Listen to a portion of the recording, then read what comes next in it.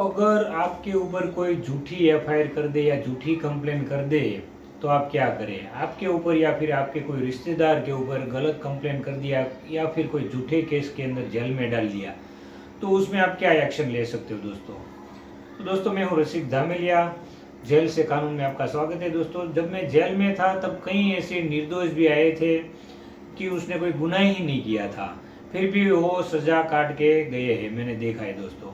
कई लोग ऐसा सोचते होंगे कि निर्दोष इंसान का कोई नाम क्यों लेगा या फिर निर्दोष को कोई जेल में क्यों डालेगा, लेकिन होता है दोस्तों। कई बार मैंने ऐसा देखा है कि जो घटना घटी होती है उसमें फरियादी पक्ष अगर कानून का जानकार है या फिर कोई क्रिमिनल टाइप के वो लोग है, तो फिर सामने वाले का जो फैमिली मेंबर होता है या फिर दोस्त होता है उसका भी नाम वो लोग लिखवा देते दे देते। मेरे सामने एक मर्डर करके 3 लोग जेल में आए थे, उसमें एक निर्दोष था, फिर भी उसका नाम लिखवा दिया था। जी हाँ मित्रों, वो सजा में था तब मेरे साथ। अगर वो कच्चे में होता, मतलब सजा उसको नहीं पड़ी होती और वो मेरे साथ होता, तो मैं उसको जरूर एडवाइस देता, लेकिन वो लोग सजा में थे। उसकी घटना ऐसी थी कि 2 जन ने मर्डर किया था और उसका छोटा भाई था, उसका भी उसमें नाम दे दिया, लिखवा दिया था दोस्तों। और वो कोर्ट में उसके सामने बोल के भी गए कि हाँ भाई इसने भी मारा था, तो उसको भी सजा लगी थी दोस्तों। हकीकत में वो जब एफआईआर हुई, वो जेल में गया, तभी वो निर्दोष छूट सकता था, वही टाइम पे वो निकल सकता था मित्रों। लेकिन वो बेचारा सजा काटा उसने, और हाईकोर्ट में भी उसको बैठी सजा रही, वो सुप्रीम से छूटा था। जी हाँ मित्रों, सुप्रीम से निर्दोष हुआ था वो एक, और दोनों दूसरे 2 को तो सजा कायम रही थी।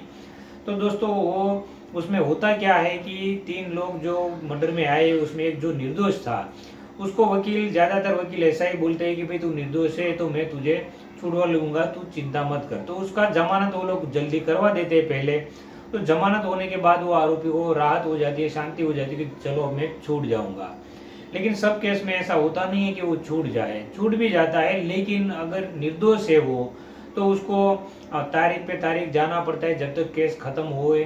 तो उसमें 2-3 साल लग जाता है ऐसे बड़े केसों में। तो 2-3 साल तक वो निर्दोष इंसान कितना परेशान हो जाता है। तो वही टाइम पे वो निकल सकता है मित्रों। कैसे कि वो जब जेल में जाता है, उसके ऊपर गलत इल्जाम डाला है तो जेल में गया, तो उसको तुरंत एक्शन लेना पड़ता है। कैसे?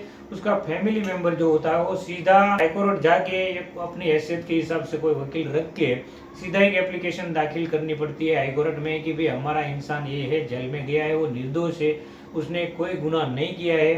तो हाईकोर्ट एक हुक्म करेगी कि ये केस में उच्च स्तरीय जांच होगी, या फिर वो वहाँ की क्राइम ब्रांच को उसकी जांच करने के लिए हुक्म करेगी। हाईकोर्ट में घबराते हैं क्योंकि वहाँ सीधा सस्पेंस होने का डर रहता है दोस्तों। तो वहाँ वो उच्च स्तरीय जांच होगी और छोटी छोटी बातों में इतनी तहकीकात वो पुलिस करेगी कि सच सामने लाएगी, और वो वही टाइम पे वो निर्दोष हो जाएगा और वो बाइज्जत बड़ी हो जाएगा। उसके बाद वो सामने वाले के ऊपर केस भी कर सकता है कि मेरे ऊपर उसने गलत केस किया है, तो उसके सामने केस करके उसको सजा भी दिलवा सकता है मित्रों।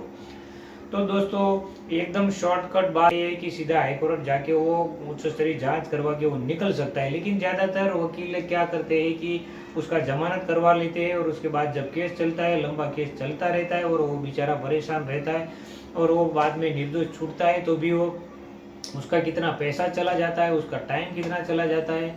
तो ऐसा होता है मित्रों, निर्दोष इंसान भी अंदर जाते हैं, मैंने कई केसों में ऐसा देखा है दोस्तों।